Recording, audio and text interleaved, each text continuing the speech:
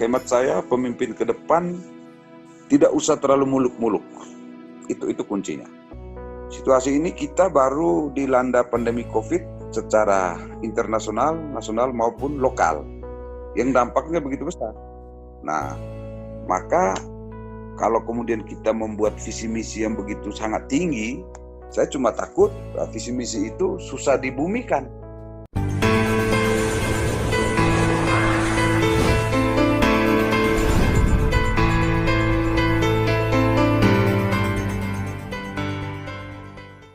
Halo, selamat malam Bapak Berni. Malam Akar Rumput, komunitas Akar Rumput. Terima kasih. Malam ini Akar Rumput merasa sangat berbahagia dan kami merasa dihargai betul dan merasa istimewa karena Bapak Berni mau mengambil bagian bersama Akar Rumput untuk memberi sedikit edukasi dan inspirasi buat masyarakat, generasi muda dalam kaitannya dengan urusan politik. Nah, dalam situasi santai ini Bapak, kita tetap santai, tetapi kita angkat hal-hal yang menurut Akar Rumput sangat penting didengar oleh masyarakat. Bagaimana Bapak, kita langsung saja ke pertanyaan-pertanyaan Bapak? Siap, Bos. Oke, Bapak. Nah, pertanyaan pertama Bapak. Bagaimana Bapak? Saya setuju, jangan berhenti memproduksi inspirasi. Luar biasa, luar biasa. Oke, Bapak ini kan karir politik Bapak ini sudah lumayan panjang. Kalau boleh tahu ini kira-kira Bapak mulai masuk nimbrung ke dunia politik sampai dengan sekarang sudah menjabat sebagai ketua DPRD itu awal mula dari mana? Kalau politik praktisnya itu dimulai tahun 2008 pasca selesai dari periode KPU tahun 2003 sampai 2008, langsung bergabung dengan Partai Kebangkitan Bangsa sampai sekarang. Jadi kurang lebih sudah 12 tahun ada di tahun, ya. Dan alhamdulillah selama 3 kali pemilu itu terpilih dan sekarang ini menjadi pimpinan DPR karena dipercaya oleh rakyat. Tetapi sebenarnya jauh sebelumnya itu sejak mahasiswa sudah terbiasa aktivis. Dengan menjadi kalau bilang aktivis kita tidak terlalu, tapi ya supaya kemudian bisa selesai tepat waktu kuliah, ya ada waktu untuk gabung dengan PMKRI sejak di Santo Thomas Yogyakarta sampai ke Sumatera, bekerja di perkebunan kelapa sawit sambil menjadi ketua serikat buruh di perusahaan. Saya pikir itu juga menjadi bagian yang tidak terpisahkan dari prestasi-prestasi politik sekarang ini. Begitu, Bos. Nah, terlepas dari prestasi-prestasi Bapak dalam dunia politik, pertanyaannya seberapa pentingkah jalan politik menurut Bapak? Ya, artinya kita generasi sekarang ini kan hobi instan. Maunya itu maju langsung jadi. Tetapi yang menjadi penting itu sebenarnya perjalanannya, track record, pengalaman. Jadi di situ supaya ada pengalaman-pengalaman yang diambil. Yang kedua, istilahnya kita menjadi matang karena sebuah pengalaman yang panjang itu ada sebuah proses. Nah, proses ini penting sebenarnya karena ada input, ada proses, baru ada output. Tapi kalau kemudian kita tiba-tiba langsung harap jadi, ini kan kita menjadi sulit ketika kita dihadapkan dengan permasalahan-permasalahan yang ada yang begitu kompleks ketika ada di lembaga dewan. Nah, ini mencari jalan keluarnya menjadi sulit. Kadang-kala kita ngekor dengan orang karena kita tidak pernah mengalami. Jadi track record itu menjadi penting. Benar sekali. Begitu. Ya. Lalu seberapa penting kekuasaan bagi Bapak? Kekuasaan penting karena ya politik itu hakikatnya adalah kekuasaan. Tetapi tentunya kekuasaan ini digunakan sebesar-besarnya untuk kesejahteraan masyarakat. Nah, berangkat dari pengalaman, saya dulu pernah di NGO, di LSM, pekerja sosial, melatih petani khususnya. Tetapi ketika ada hal-hal yang dibutuhkan petani dalam hal kebijakan, dalam jumlah yang sudah cukup besar, dalam skala yang begitu tinggi, kita tidak bisa berharap dengan pekerja sosial tadi. Nah, untuk merubah ini, satu-satunya cara adalah masuk di kekuasaan. Nah, kekuasaan itu dua, lewat eksekutif maupun legislatif. Nah, kebetulan saya tertarik dengan Partai Kebangkitan Bangsa yang pendirinya adalah Gus Dur, yang cirinya adalah keberagaman atau pluralisme, maka saya bergabung dengan partai ini. Begitu. Luar biasa Bapak. Jadi kekuasaan itu menjadi sangat penting karena dengan kekuasaan itu akhirnya seseorang itu punya otoritas untuk berbuat sesuatu yang lebih bagi masyarakat. Kurang lebih begitu Bapak ya? Nah, kira-kira begitu. Oke, sekarang pertanyaan berikut, suka duka Bapak nih selama perjalanan jadi seorang politisi, kemudian terpilih jadi anggota dewan, sekarang jadi ketua DPRD, kira-kira suka dukanya itu seperti apa? Ya, banyak suka, banyak duka. Sukanya itu kan kalau kita terpilih. Dukanya itu kalau gagal, kalau kemudian di demo masyarakat karena kebijakan kita mungkin berbeda dengan kemauan masyarakat atau sekelompok orang, atau banyak kebutuhan mereka, kepentingan yang mereka inginkan, tetapi kita punya banyak keterbatasan di DPR karena fungsi kita ini kan terbatas 3 saja. Tetapi kemudian menjadi sangat berbahagia ketika kita mampu mengkomunikasikan itu dengan eksekutif, mitra-mitra kita di eksekutif, dinas-dinas terkait, sehingga kepentingan masyarakat yang disampaikan kepada kita melalui lembaga dewan kemudian bisa teratasi. Itu kebahagiaan sebenarnya. Luar biasa. Jadi yang menjadi suka itu manakala gagal dalam berpolitik, yang menjadi kebahagiaan ketika berhasil dipilih rakyat, dan selebihnya itu suka yang lebih duka yang lebih berat adalah ketika dapat protes, aksi demo, kritik tajam. Itu memang mungkin sesuatu yang menjadi hal yang sangat berat ya Bapak ya. Duka yang paling berat. Keinginan mereka belum bisa kita penuhi, belum kita jawab. Karena banyak keterbatasan tadi. Bahwa fungsi kita yang terbatas, yang kedua, kadangkala fiskal kita, keuangan kita terbatas, tetapi kebutuhan masyarakat itu tinggi. Itu yang menjadi kedukaan kita. Luar biasa, Bapak sudah sangat terbuka di channel Akar Rumput. Kita lanjut ke pertanyaan yang lebih spesifik lagi Bapak nih. Kami ingin dengar suara emas dari Bapak. Pertanyaan berikut ini, nah sebentar lagi masyarakat Ngada ini mau pilih pemimpin yang baru.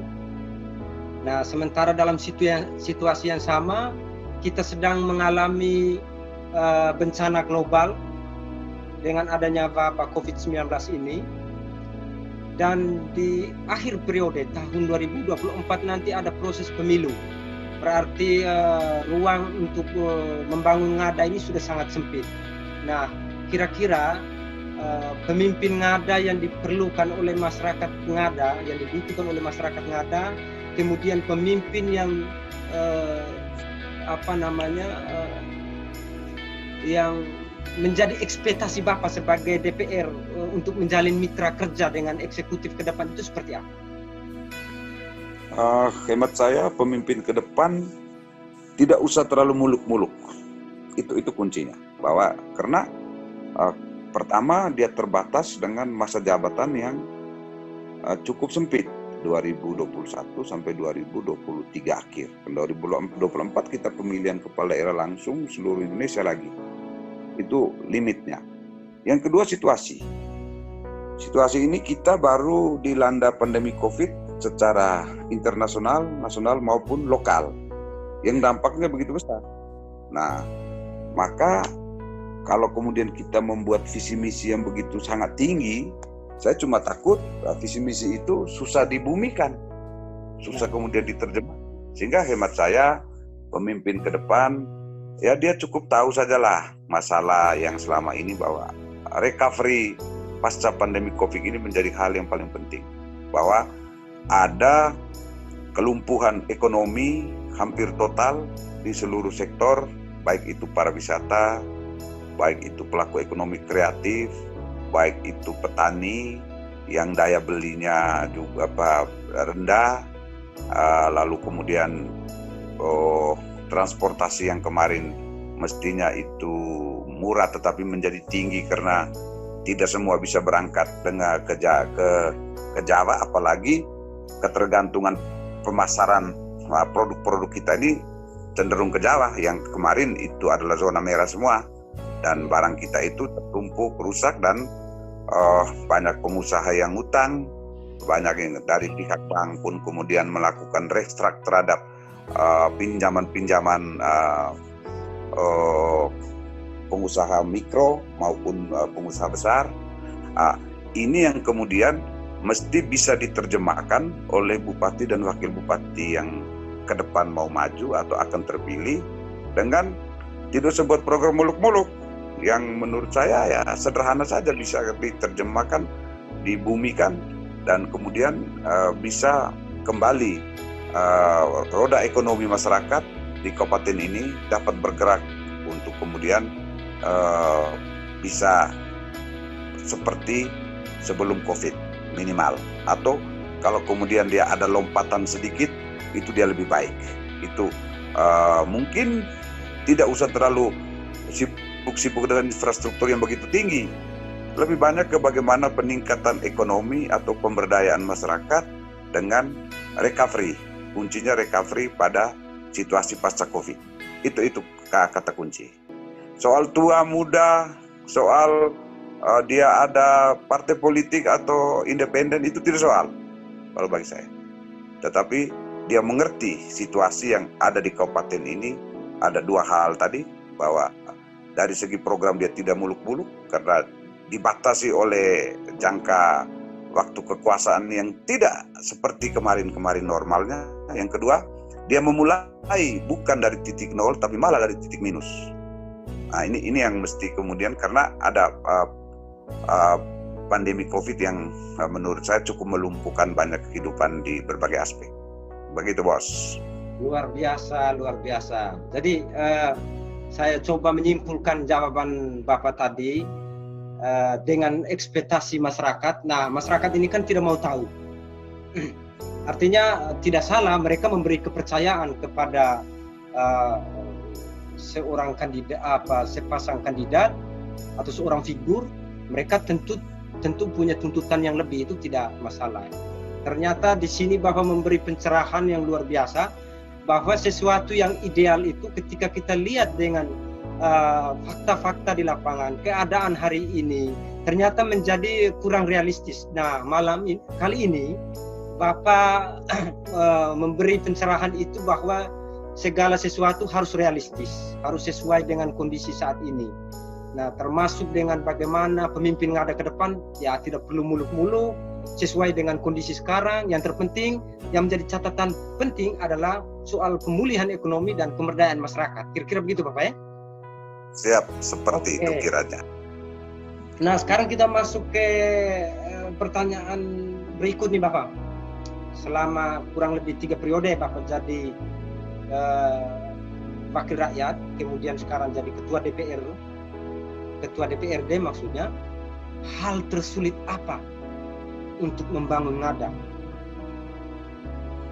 Apakah manusianya atau fisik? Kira-kira bagaimana? Kalau manusia Ngada ini cenderung dia rata-rata orang baik, orang enak masyarakat kita ini. Tetapi kemudian yang menjadi sulit itu ketika kita mensinkronkan program dari pusat, program provinsi, dan program kabupaten. Ini yang kadang-kala berdiri sendiri. Yang jelas uang kita tidak banyak. uang kabupaten ini pun datang dari pusat itu yang namanya kita punya APBD itu kurang lebih 900-an miliar, belum sampai 1 triliun. Tetapi kebutuhan kita kan banyak. Maka bagaimana seorang kepala daerah harus memprioritaskan yang namanya kebutuhan dari masyarakat, bukan keinginan. Jadi kebutuhan itu mesti kemudian diterjemahkan baik melalui sebuah proses yang cukup panjang. Nah, ini masyarakat kita tidak terlalu menuntut yang infrastruktur harus wah-wah, tidak perlu. Tetapi yang kemudian kita tidak perlu kala itu adalah bagaimana melihat kita punya potensi yang ada. Ini 72% masyarakat kita itu petani. Nah, kalau kita tidak berangkat dari petani, kita lagi keliru. Maka menurut hemat saya bagaimana membuat 12 kecamatan ini, wilayah kita ini menjadi zona-zona yang kemudian bisa kita menonjolkan, kita tonjolkan dia punya keunggulannya. Misalnya wilayah Soa dengan kehebatannya dalam memproduksi padi. Produksi ada 4-5 ton. Tetapi produktivitasnya kan mesti secara ilmu, secara teori tidak bisa cuma segitu. Bisa 10-12 ton. Nah, bagaimana mencapai 10-12 ton itu? Sentuhan teknologi, sentuhan semua sumber daya. Jadi sudah ada itu produksi, tinggal produktivitasnya. Yang kedua, untuk Golewa sama Bejawa misalnya, cocok untuk horti, pertanian begitu. Produksi ada kopi untuk 2 kecamatan ini. Tapi 750 kg green bean per hektar, potensinya sampai 2 ton. Nah, ini kan masalah yang dari dulu-dulu. Aimere ineria jerebu. Sudah tahu kelapa kita sudah tua-tua, dulu ada koperasi yang namanya Nyur Melambai. Karena terkenal dengan koperasi. Tapi tidak pernah ada penanaman kelapa baru. Kelapa sekarang orang mau naik juga takut. Karena kelapa ditinggal oleh kakek nenek kita. Nah, mana kelapa barunya? Lahan kosong masih banyak. Nah, ini yang mesti kita dorong.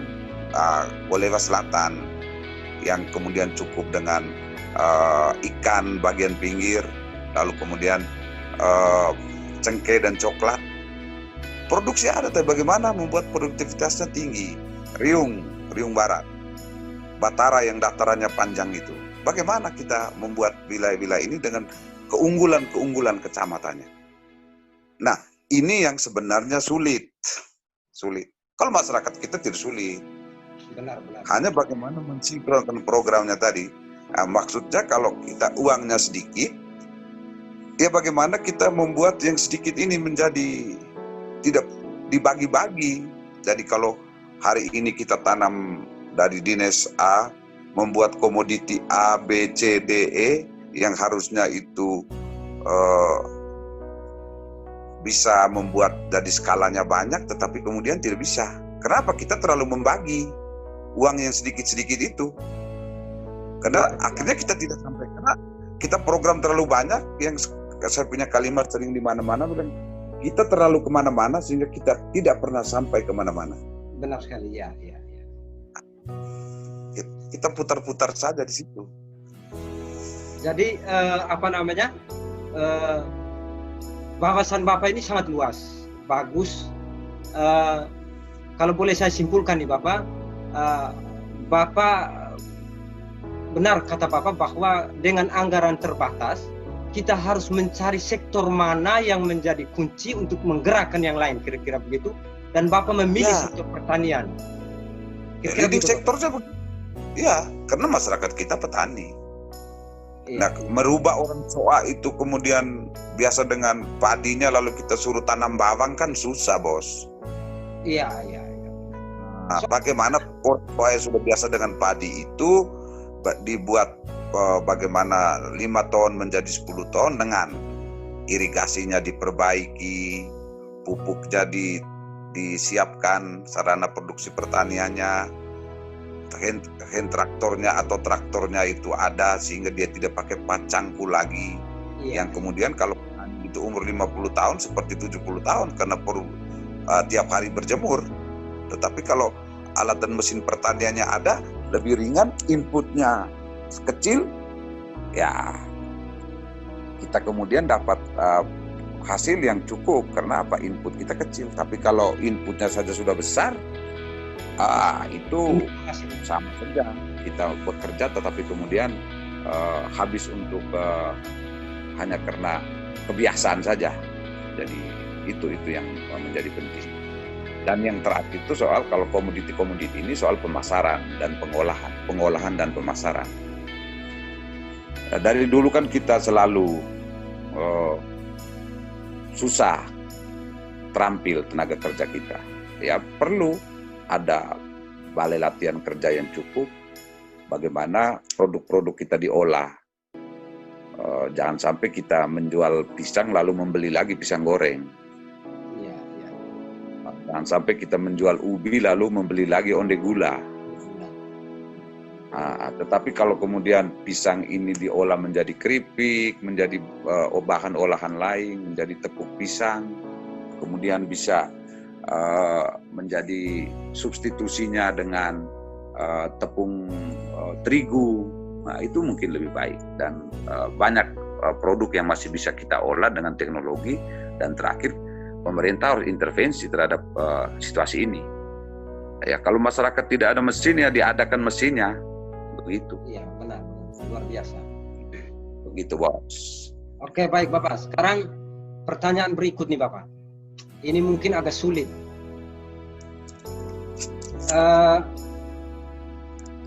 Bapak mungkin sudah tonton beberapa konten Akar Rumput ini kan cenderung mengkritik, bisa saja konten Akar Rumput channel ini bisa dipersepsikan publik channel yang biasanya menyerang, padahal kan tidak begitu. Nah, kira-kira Bapak nih tersinggung atau tidak? Kami cenderung menyerang. Malam ini kita lagi akur-akur nih Bapak. Mungkin besok kami buat channel komentar tentang kinerja DPR, kinerja birokrasi. Kira-kira bagaimana pendapat Bapak sebagai seorang politisi yang tangguh? Ini persoalan soal cara pandang, soal persepsi. Bagaimana kita mensikapi hal-hal itu. Kalau kritik dianggap itu dengan orang tidak suka, ya saya pikir kita lagi keliru memaknai kritik. Lalu yang kedua, ketika politisi atau eksekutif yang menjadi pelayan masyarakat dikit kritik kinerjanya, lalu mereka tersinggung. Kalau bagi saya itu baik. Kenapa? Artinya mereka masih tahu bahwa mereka itu dikritik. Persoalannya kalau ketika dikritik mereka diam. Iya. Apa? Wah, mereka apatis. Mereka bilang epen gaulnya. Nah, ini yang menjadi batu kali. Tapi kalau kemudian mereka tersinggung, bagi saya itu titik awal dari sebenarnya mereka respon gitu. Lalu kemudian hanya memang cara menjawab itu orang kita beda-beda. Ada yang merubahnya diam-diam, ada yang kemudian membalas kritik itu dengan membuat konten lain begitu. Banyak cara, tetapi bagi saya positif. Karena kenapa? Sejauh yang dibicara itu kan bukan hal privasi. Silakan. Kenapa? Ya sekarang zaman sudah makin maju, era keterbukaan, teknologi sudah makin di mana-mana terbuka, era keterbukaan, sehingga siapapun boleh menyampaikan cara kritik mereka atau cara membangun mereka dengan cara-caranya sendiri tentu. Nah, tinggal bagaimana kita memaknai itu. Dengan tadi saya bilang, ya mungkin persepsi kita lagi berbeda. Ya, luar biasa. Berarti Bapak ini sosok pemimpin yang memang mengedepankan atau menghidupkan demokrasi di Ngada. Jadi Bapak merespon setiap masukan-masukan walaupun itu pedas, walaupun itu keras, tetapi jika itu membangun bukan hal privasi, Bapak merespon baik itu ya Bapak? Ya, kalau bagi saya itu harus mesti direspon, senegatif apapun. Kenapa? Ya kalau orang kemudian membuat sebuah reaksi tentunya karena ada aksi. Iya. Atau kemudian karena ada asap, karena ada apinya. Ada api. Pertanyaannya, ketika ada asap kita cari apinya di mana ini? Masa kita diam-diam? Itu yang menjadi penting di Oke. dalam. Sekarang saya ingin dengar suara emas Bapak untuk memotivasi anak-anak muda yang ingin berbuat sesuatu untuk masyarakat, mau terjun ke dunia politik tetapi ragu-ragu. Nah, kira-kira motivasi Bapak itu seperti apa? Kalau pesan saya untuk adik-adik muda saya itu, kita pakailah judul Bung Kanis punya buku itu kan luar biasa. Jangan takut. Nah, jadi kadangkala orang melihat politik itu tabu, karena kadangkala politik itu dipenuhi intrik, tipu-tipu. Gitu. Dan politik kan sebenarnya seni. Iya. Bagaimana memaknai ini sebenarnya. Lalu yang kedua, cara pandang kita punya anak-anak muda itu maunya instan, maunya jadi caleg, bergabung di politik karena ingin jadi caleg. Tidak bisa.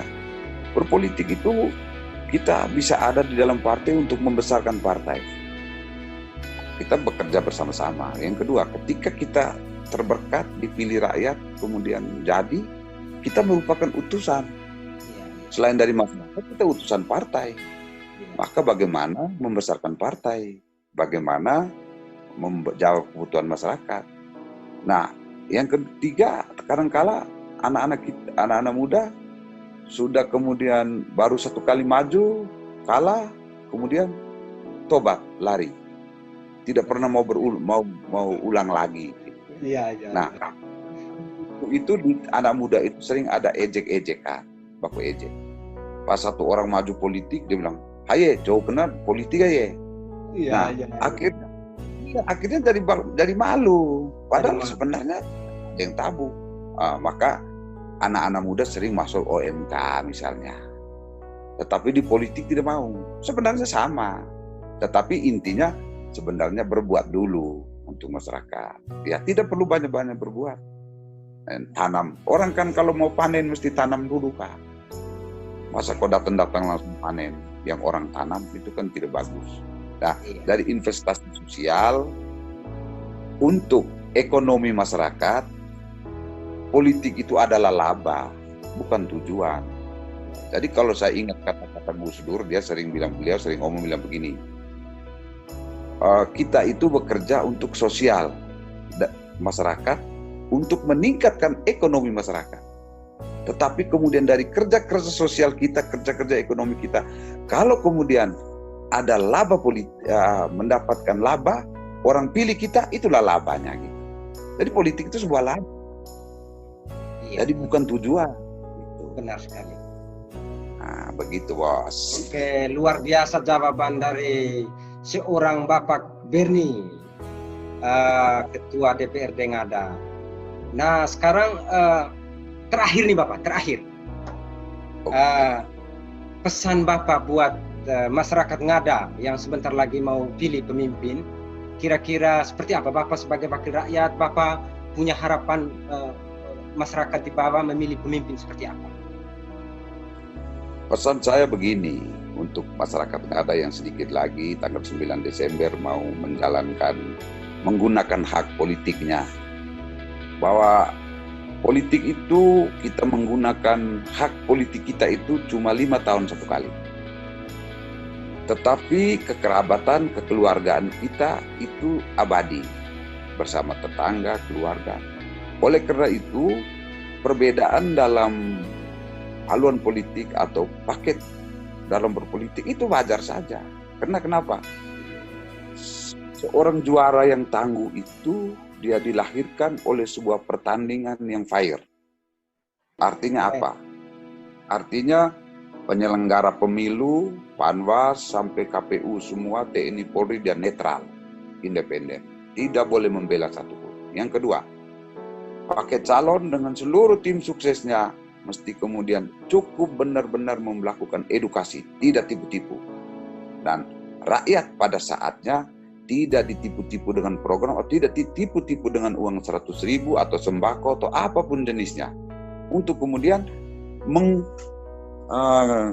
mengantarkan rakyat atau kemudian mengatur rakyat untuk pada saatnya memilih ini. Itu hal yang buruk. Karena kenapa? Ya kadangkala hanya karena sebuah perbedaan pilihan politik kita lalu berseberangan dengan tetangga atau keluarga karena perbedaan politik. Yang paling penting itu sebenarnya adalah yang namanya berbeda itu kan seni. Kenapa? Ada perbedaan baru kita mencari yang namanya persamaan. Nah kalau kita mau cukup satu paket saja ya nggak usah pakai pemilu aja lah. Nah kenapa harus ada? Karena sebuah pertandingan bahwa yang juara itu dilahirkan dari sebuah pertandingan yang betul-betul fair. Nah oleh para pihak tadi yang sudah saya sampaikan. Maka pesan saya untuk masyarakat adalah gongahta, gogita. Bahwa kemudian siapapun yang jadi pemimpin, terpilih tanggal 9 Desember, itulah pemimpin kita. Bukan pemimpinnya partai politik, bukan pemimpinnya tim sukses. Nah, itu pesan saya untuk masyarakat Ngada yang 9 Desember nanti akan menggunakan hak pilihnya untuk menentukan siapa pemimpin dia di masa yang akan datang. Oke, baik Bapak. Terima kasih banyak. Bapak sudah mau memberikan pikiran-pikiran positif, edukasi dan inspirasi buat channel Akar Rumput juga, buat kru-krunya, kemudian buat masyarakat luas. Itu yang lebih penting. Nah sekarang kami minta dukungan dari Bapak Berni, semacam 1-2 kata lah untuk minta dukungan masyarakat mendukung channel Akar Rumput. Ya, untuk channel Akar Rumput beserta krunya bergerak terus dengan ide-ide kreatif, dengan semua pembelajaran yang dikemas dengan gaya tersendiri. Tetapi pesan saya, seperti yang saya sampaikan awal itu, jangan berhenti memproduksi inspirasi. Terima kasih. Oke, baik Bapak Berni. Sampai berjumpa lagi untuk episode-episode berikutnya. Kita angkat hal-hal yang penting buat masyarakat. Siap. Oke.